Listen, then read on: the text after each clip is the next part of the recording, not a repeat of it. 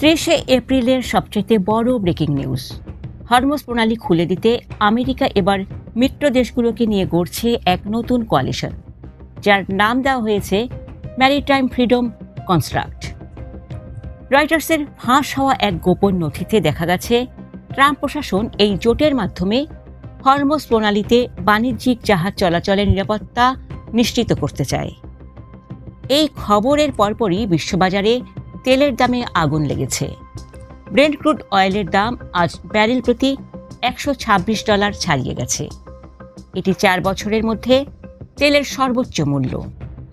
মিত্র দেশগুলোর মধ্যে লিথুনিয়া ইতিমধ্যেই এই জোটে যোগ দেওয়ার ইচ্ছা প্রকাশ করেছে, তবে ফ্রান্স ও ব্রিটেন জানিয়েছে যুদ্ধ থামার আগে তারা কোনো কোয়ালিশনে সরাসরি সেনা পাঠাতে রাজি নয়। অন্যদিকে ইরান এই কোয়ালিশনকে সরাসরি যুদ্ধের উস্কানি বলে অভিহিত করেছে।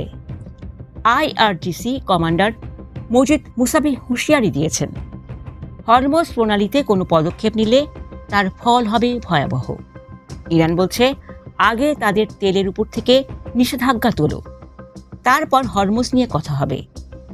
আমেরিকার এই নতুন চাল কি তবে হরমুজ প্রণালীকে রণক্ষেত্রে পরিণত করবে?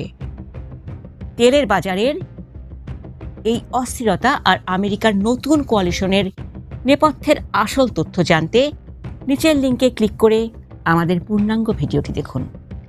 বিশ্ব রাজনীতির প্রতিটি ইনসাইড মোড় সবার আগে পেতে আমাদের সাথেই থাকুন। ধন্যবাদ।